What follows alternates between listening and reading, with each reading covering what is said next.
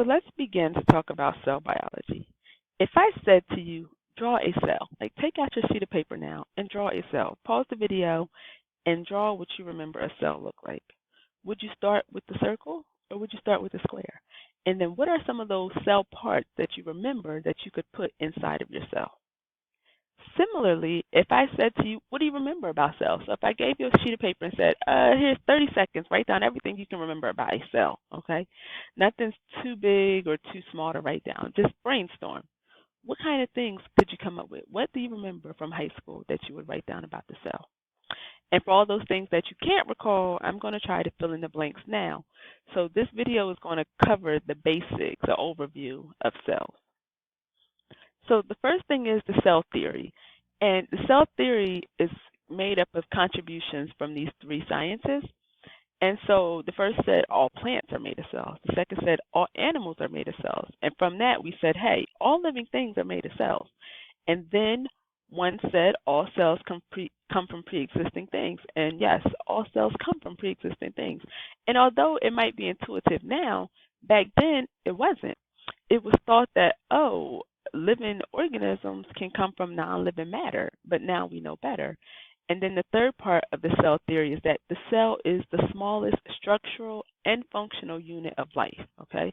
So when we talk about bacteria, they are a unicellular, one-cell organism, but they can do everything that they need to sustain their life. So there are two types of cells, two broad types. So hopefully you remember prokaryotes versus eukaryotes, and we'll go through what's similar and different for them. So these prokaryotes are bacteria, right? So they tend to be smaller than the eukaryotic cells. And the eukaryotic cells make up our plant and our animals, okay? So think back to a bacteria cell. Where did you find that DNA?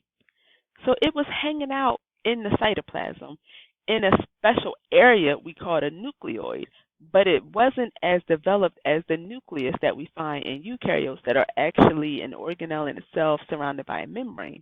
The nucleoid is where the DNA is in a prokaryote. So because they have a nucleoid and not a true nucleus, they don't really have membrane-bound organelles. They have some cell parts, and we can call them organelles, but they're not membrane-bound. Whereas in the eukaryotes, most of their cell parts or organelles are membrane-bound.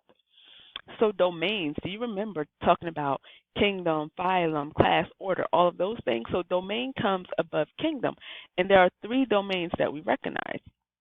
The first is this eubacteria. These are the true bacteria cells, okay? And that's the domain under prokaryotes. Under eukaryotes, we have eukarya, which is intuitive, but then we also have archaea.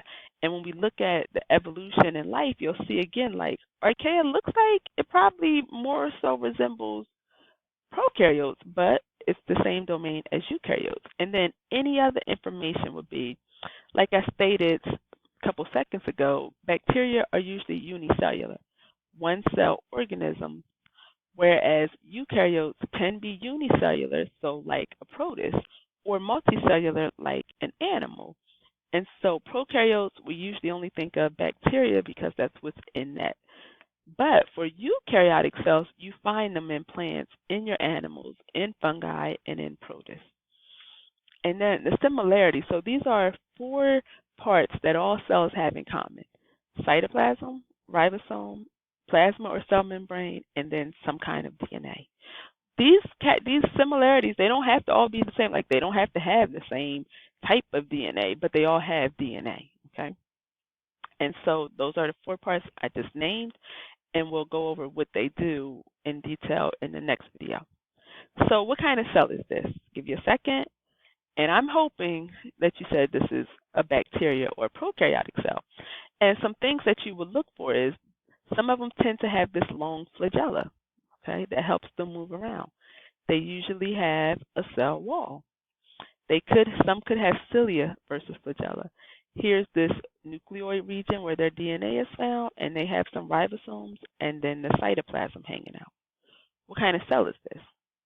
So some things that you look for. One, it's round as compared to square. So it's an animal cell, a type of eukaryotic cell.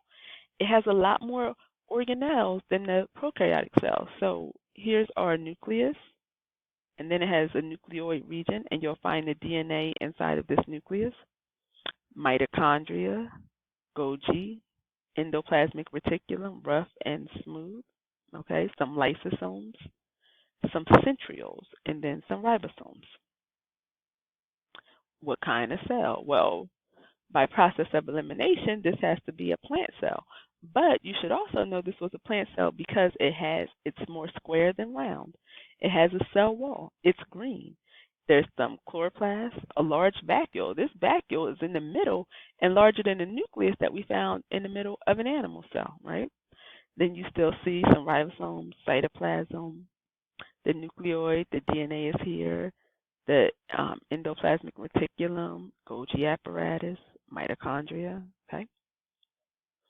And so from that, you can begin to write down characteristics of each cell as well as compare and contrast what they look like, what they contain, and things like that.